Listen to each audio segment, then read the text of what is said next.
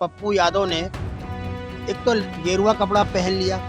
गेरुआ कपड़ा पहन करके वो भारत के संतों को बदनाम करना चाहते। अब भगवान राम को जहाँ शीश पर बिठालना चाहिए वो अपने पैरों के नीचे बिठाल रहे हैं कि जो कुछ भी हो रहा है उसके आमंत्रक पप्पू यादव ही हैं।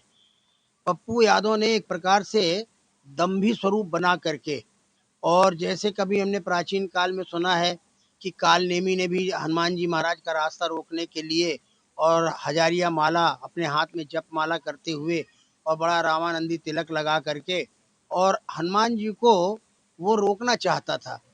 इस समय देश में सनातन धर्म के संबंध में बहुत तेजी के साथ लोगों में आस्था जागी है, और खास तौर से नई पीढ़ी के मन में।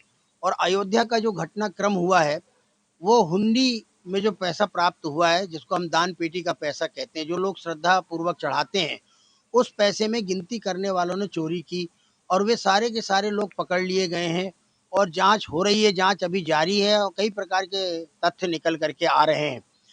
तो इस घटनाक्रम को एक दंभ का स्वरूप दे करके पप्पू यादव ने एक तो गेरुआ कपड़ा पहन लिया। गेरुआ कपड़ा पहन करके वो भारत के संतों को बदनाम करना चाहते हैं, जबकि राम जन्मभूमि में एक भी संत दोषी नहीं पाया गया, कोई भी संत उसमें इन्वॉल्व नहीं है चोरी बदमाशी में। तो इस प्रकार का वो प्रदर्शन करना चाह रहे थे। तो एक प्रकार से ये दंभ भी था और सनातन को एक प्रकार से चुनौती भी है कि, और सनातन को कटघरे में खड़ा करना चाह रहे थे वो। अच्छा, उसमें साथ देने वाले, ये प्री प्लानिंग उनका था, ऐसा नहीं कि उसके ही मन में आई बात और उसने इस प्रकार का स्वांग रचा हो।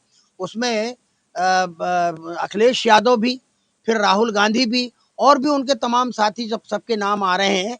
वो जा रहे हैं दान पेटी में दक्षिणा चढ़ा रहे हैं, और वो लेकर अब भगवान राम को जहाँ शीश पर बिठालना चाहिए वो अपने पैरों के नीचे बिठाल रहे हैं और दान पेटी को गायब करने का वो नाटक कर रहे हैं।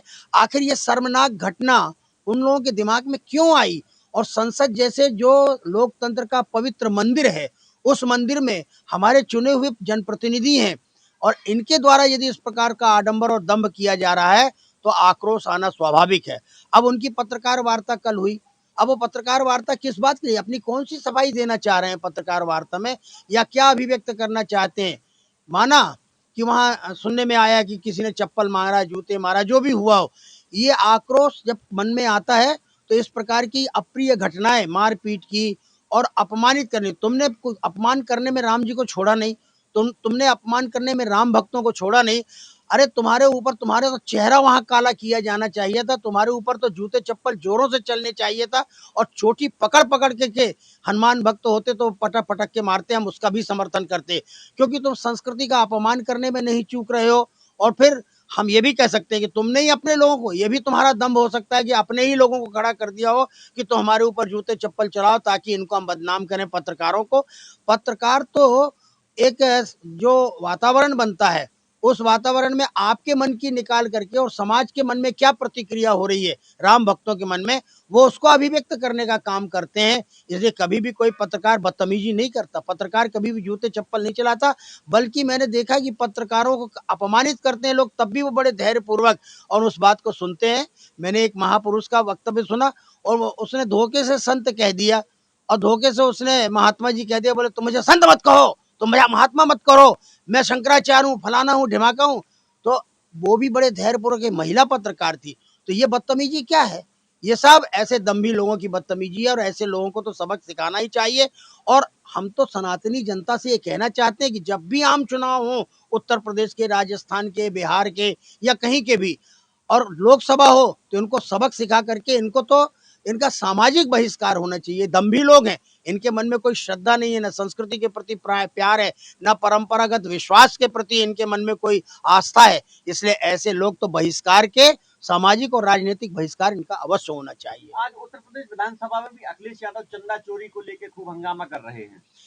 पहली बात तो ये लोग अनर्गल प्रलाप कर रहे हैं, मनगढ़ंत बातें कर रहे हैं, और तरह तरह की बातें उठा के इसको ये टारगेट बना रहे हैं, और ये साथ साथ नैरेटिव सेट कर रहे हैं कि 2027 में जो उत्तर प्रदेश का चुनाव है वो किसी भी प्रकार से भारतीय जनता पार्टी जीतने ना पाए, और फिर 2029 का चुनाव जो लोकसभा का होने वाला है, और इस बात को हम लोगों ने भांप लिया है जब केंद्रीय मार्गदर्शक मंडल की हरिद्वार में बैठक हो रही थी, उसी समय सारे संत जो भारतवर्ष के 250-300 संत बैठे थे, उनके दिमाग में ये बात आ गई कि हम किसी भी कीमत में ये नैरेटिव सेट नहीं होने देंगे। हाँ, जो चोरी हुई है, जिसके लिए एसआईटी बिठा ली गई है, जांच हो रहे हैं और जो अपराधी हैं वो अपराधी पकड़े जा रहे हैं, ये बात ठीक है, लेकिन इसका ये मतलब नहीं है कि तुम इसको लेकर के कुछ भी अनर्गल प्रलाप करते रहो। तो जो कुछ भी आज अखिलेश यादव बोल रहे हैं, इनके दिमाग में, और इन लोगों ने एक महात्मा को भी पकड़ लिया है और वो महात्मा को लेकर के वो हस्तक बना घूम रहा है इनके हाथ का। इसलिए बाकी के जो साधु संत महात्मा, जो संस्कृति भक्त हैं, जो केंद्रीय मार्गदर्शक मंडल के सदस्य हैं, वो सब सतर्क हो गए हैं। हम किसी भी कीमत में गांव गांव हम पहुंच करके, और लोग कह रहे हैं ना कि आस्थाएं कमजोर हो गई, वहां आने वालों की स्थिति कमजोर, ऐसा कुछ भी नहीं है। लोग बड़ी संख्या में जा रहे हैं भगवान राम के दर्शन करने के लिए। किसी घटना के कारण आस्था कहीं विगलित नहीं होती, विश्वास कहीं विगलित नहीं होता। तो इस प्रकार से हम पूरे देश का वातावरण अनुभव कर रहे हैं।